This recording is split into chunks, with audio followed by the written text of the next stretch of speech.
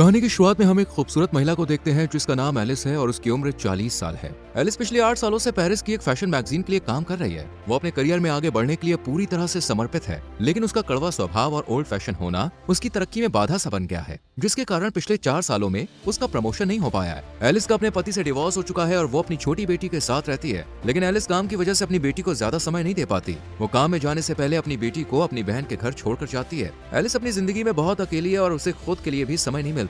Alice अपनी company के काम से ब्राजील जाती है और जब वो काम खत्म करके फ्लाइट से पेरिस लौट रही होती है तो उसकी मुलाकात एक यंग लड़के से होती है जिसका नाम एडम है। एडम की उम्र 20 साल है और वो एक कॉलेज में पढ़ता है। एडम ने इकोनॉमी क्लास की सीट बुक की थी, लेकिन उसके सीट में दिक्कत होती है, इसलिए उसे बिजनेस क्लास में एलिस के पास बैठा दिया जाता है। एडम पहली बार बिजनेस क्लास की सीट पर बैठकर काफी खुश होता है, जबकि एलिस अपने लैपटॉप पर काम कर रही होती है। लैंडिंग के दौरान प्लेन में तेज टर्बुलेंस शुरू हो जाती है, जिससे एलिस बहुत डर जाती है और एडम का हाथ पकड़ लेती है। ये देखकर एडम मन ही मन बहुत खुश हो जाता है, क्योंकि पहली बार किसी लड़की ने उसके साथ ऐसा किया था और वो एलिस से आकर्षित हो जाता है। कुछ देर बाद प्लेन लैंड करता है और एलिस जाने लगती है। एडम उससे बात करना चाहता है, मगर एलिस सिर्फ बाय बोलकर निकल जाती है। तभी एडम देखता है कि एलिस का पेनड्राइव सीट के नीचे गिरा हुआ है। वो उसे लौटाने के लिए एयरपोर्ट के बाहर आता है, लेकिन तब तक बहुत देर हो जाती है। एलिस अपनी बहन की कार में बैठकर निकल जाती है और एडम बस उसे जाता हुआ देखता रह जाता है। रास्ते में एलिस की बहन उसे एक लड़के के बारे में बताती है जो एक डॉक्टर है और कहती है कि उसे उससे मिलना चाहिए, पर एलिस शादी नहीं करना चाहती, इसलिए वो मना कर देती है। इस पर उसकी बहन नाराज हो जाती है। वो चाहती है कि एलिस किसी अच्छे लड़के से शादी करके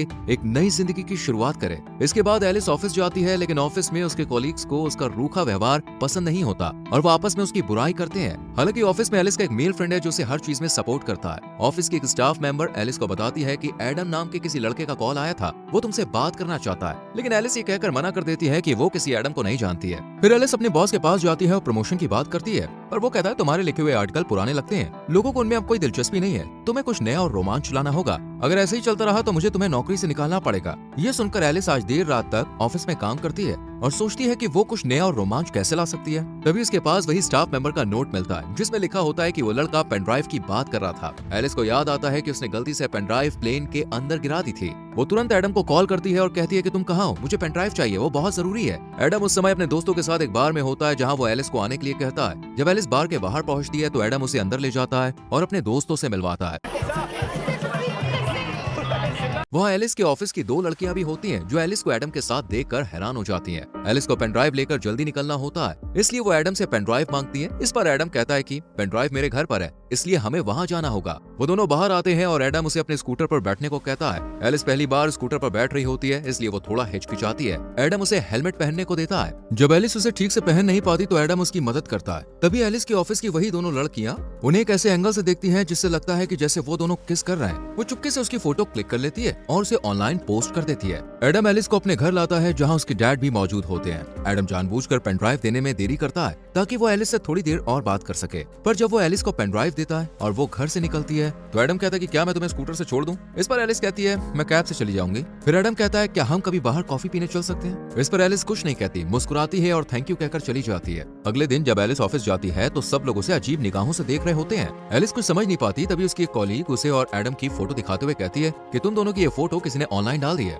और सबको लग रहा है कि वो और एडम किस कर रहे थे। पर एलिस जानती है कि ये सिर्फ एक गलतफहमी है, ऐसा कुछ नहीं हुआ था। लेकिन उसका बॉस ये देखकर बहुत खुश होता है। वो कहता है मुझे तुम्हारा ये नया लुक बहुत पसंद आया। एलिस कहती है ऐसा कुछ नहीं है, पर बॉस कहता है हमें तो यही चाहिए। वो लड़का तुमसे उम्र में काफी छोटा है, ये बहुत कूल लगेगा। बॉस को लगता है कि मैगजीन युवाओं को टारगेट करती है और अगर एलिस एक जवान लड़के के साथ रिलेशनशिप में है तो वो युवा पीढ़ी की सोच को बेहतर समझ पाएगी। वो कहता है तुम इसमें लगी रहो, ऐसा करने से हमारी मैगजीन बिकेगी, क्योंकि लोगों को मिर्च मसाला चाहिए होता है। पर एलिस अपने से कम उम्र के लड़के को डेट नहीं करना चाहती है। वो अपने दोस्त से इस बारे में बात करती है जो उसे सलाह देता है कि उसे बस दुनिया को दिखाने के लिए एडम को डेट करना चाहिए। वो कहता है अगर तुम्हारा बॉस ये देखेगा तो वो तुमसे खुश होकर तुमको प्रमोशन दे सकता है। पर किसी की भावनाओं से खेलना और झूठ बोलना सही नहीं था। लेकिन एलिस के दिमाग में सिर्फ प्रमोशन की धुन सवार थी, इसलिए वो ज्यादा ना सोचते हुए अपने करियर को आगे बढ़ाने के लिए एडम का फायदा उठाने का फैसला कर लेती है। अगले दिन एलिस एडम से मिलती है, वो भी बिल्कुल नए लुक में। उसे देखकर एडम उस पर से अपनी नजरें नहीं हटा पाता। एलिस उसके साथ फ्लर्ट करने लगती है और वो दोनों बातें करने लगते हैं। एडम को यकीन ही नहीं होता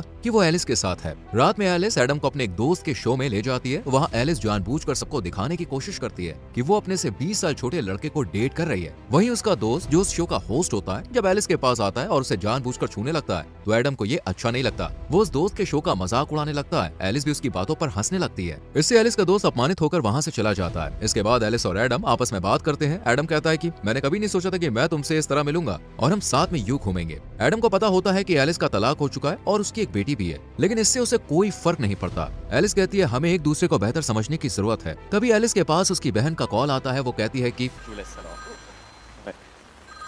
मैंने उस डॉक्टर को घर पर बुलाया है जिससे मैं तुम्हें मिलाना चाहती थी, इसलिए तुम जल्दी से घर आ जाओ। एलिस जाना नहीं चाहती, लेकिन बहन की बात की इज्जत करते हुए वो एडम से झूठ बोलती है कि मेरी बेटी की तबीयत खराब है, मुझे घर जाना होगा। ये सुनकर एडम भी थोड़ा परेशान हो जाता है। वो जल्दी से टैक्सी बुलाता है और एलिस को उसमें बैठा देता है। ये देखकर एलिस को लगता है कि एडम उसकी कितनी फिक्र करता है। घर पहुंचने पर एलिस अपनी बहन, जीजा जी और उस डॉक्टर के साथ डिनर करती है। एलिस ड्रिंक करके आई होती है, जिस वजह से वो नशे में डॉक्टर से उल्टे सीधे सवाल पूछने लगती है। इसमें डॉक्टर को बुरा लगता है और वो वहाँ से चला जाता है। यहाँ एलिस लगातार कोशिश कर रही होती है कि बॉस उससे खुश होकर उसे प्रमोशन दे दे, लेकिन ऐसा नहीं हो रहा था। इसलिए वो एडम को एक फैशन शो में लेकर जाती है जहां उनकी कंपनी की सीईओ और बॉस मौजूद होते हैं। जब शो के दौरान मॉडल्स रैंप वॉक कर रही होती हैं, तभी एक लड़की गिर जाती है। ये देखकर एडम तुरंत उसे उठाने के लिए आगे बढ़ता है। सीईओ को एडम का ये व्यवहार बहुत अच्छा लगता है। शो खत्म होने के बाद एडम और एलिस पार्टी में ड्रिंक करते हैं और डांस करने लगते हैं। डांस करते वक्त वो दोनों बहुत करीब आ जाते हैं, लेकिन कुछ होने से पहले ही एलिस देखती है कि कुछ लड़कियां उनकी तस्वीरें क्लिक कर रही है। ये देखकर एलिस तुरंत एडम का हाथ पकड़कर उसे बाहर ले आती है। एडम एलिस को अपनी स्कूटर में बैठाकर उसके घर तक छोड़ देता है। यहाँ एक ऐसा मोमेंट आता है जहाँ एडम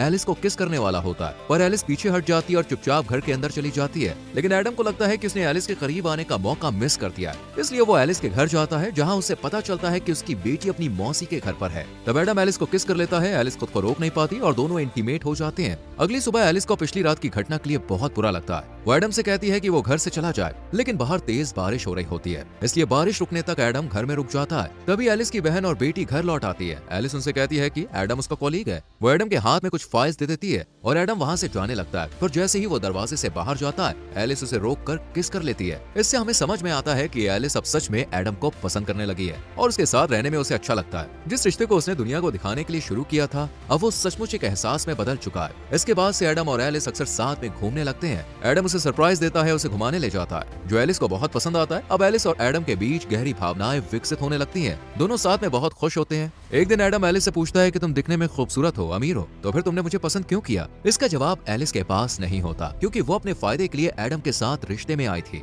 पर अब उसे सच में एडम से प्यार हो गया है। कुछ दिन के बाद एलिस को काम में प्रमोशन मिल जाता है, जिससे वो बेहद खुश होती है। लेकिन अब वो एडम के बारे में सोचने लगती है, क्या उसे इस रिश्ते को जारी रखना चाहिए?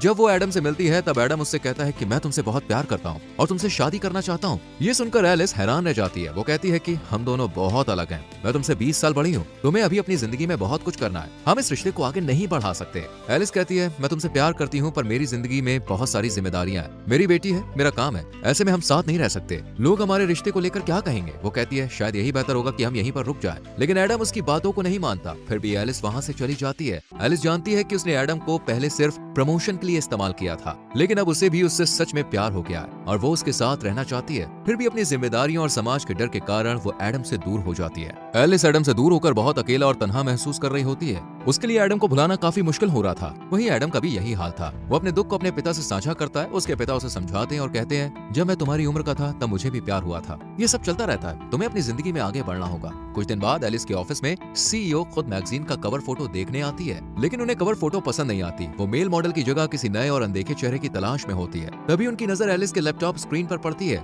जिसका वॉलपेपर एडम की तस्वीर होती है। उसे देखकर सीईओ को याद आता है कि ये वही लड़का है जिसने फैशन शो में रैंप वॉक के दौरान गिरी हुई लड़की को उठाया था। वो चाहती है कि एडम उनके मैगजीन का नया मॉडल बने। ये सुनकर एलिस को अच्छा नहीं लगता। वो नहीं चाहती कि वो फिर से एडम से मिले, लेकिन अपने बॉस के कहने पर उनकी बात उसे माननी पड़ती है। एलिस एडम को कॉल और मैसेज करती है और एडम एक टूटे हुए आशिक की तरह घर में बैठकर ड्रिंक कर रहा होता है। वो एलिस के कॉल और मैसेज का गुस्से में जवाब नहीं देता। तब एलिस खुद उसके घर जाती है और उसे अपने साथ बाहर लेकर आती है। एडम को लगता है कि अब एलिस फिर से उसके साथ रिश्ता शुरू करना चाहती है, लेकिन एलिस उसे बताती है कि तुम्हें मैगजीन के लिए मॉडल बनना होगा, तुम्हें खूबसूरत लड़कियों के साथ काम करने का मौका मिलेगा और इसके लिए तुम्हें पैसे भी मिलेंगे। ये सुनकर एडम गुस्से में आ जाता है। उसे समझ में आ जाता है कि एलिस अपने काम के लिए उसके पास आई है। वो कहता है मैं तुमसे मिलना नहीं चाहता, अच्छा होगा हम कभी ना मिलें, और वो गुस्से में वहाँ से चला जाता है। जिस दिन दिन एडम का फोटोशूट होना होता है। सभी एडम के आने का इंतजार कर रहे होते हैं। एलिस को डर लगता है कि अगर एडम नहीं आया तो उसे नौकरी से निकाल दिया जाएगा। तभी एडम वहाँ पे आ जाता है क्योंकि वो अब भी एलिस से प्यार करता है। उसे मेकअप रूम में ले जाया जाता है जहाँ उसका लुक तैयार किया जा रहा होता है। तभी उसके पास एलिस का दोस्त आता है और एडम से माफी मांगता है। वो कहता है कि मैंने ही एलिस को सलाह दी थी कि वो तुम्हारे साथ झूठा रिश्ता बनाए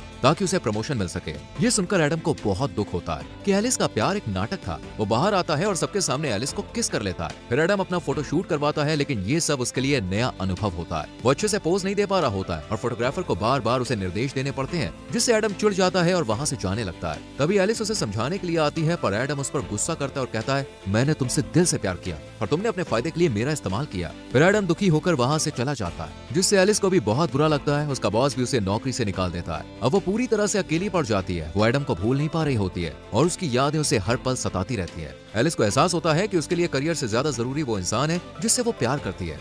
Déjà parce qu'il en a aucune idée, et puis c'est un petit peu le concept. इसलिए एलिस एडम के कॉलेज जाती है और सबके सामने कहती है मैंने अपने भविष्य को लेकर सोचना छोड़ दिया है और मुझे फर्क नहीं पड़ता कि समाज हमारे बारे में सोचेगा। अब मैं सिर्फ तुम्हें चाहती हूँ, मैं तुमसे प्यार करती हूँ और तुम्हारे साथ रहना चाहती हूँ। वो एडम से माफी मांगती है। एडम उससे अभी प्यार करता है। वो उसे किस कर लेता है और माफ कर देता है। इसके बाद से दोनों साथ में हंसी खुशी रहने लगते हैं और इसी के साथ मूवी खत्म हो जाती है। दोस्तों, अगर आपका परिवार और समाज आपके रिश्ते के खिलाफ हो जाए तो क्या आप अपना प्यार निभा पाएंगे? इस पर अपनी राय कमेंट सेक्शन में जरूर दें। वीडियो को लाइक और शेयर करें और चैनल को सब्सक्राइब करके बेल आइकॉन प्रेस करें। मिलते हैं अगली वीडियो में। Till then, bye bye, take care.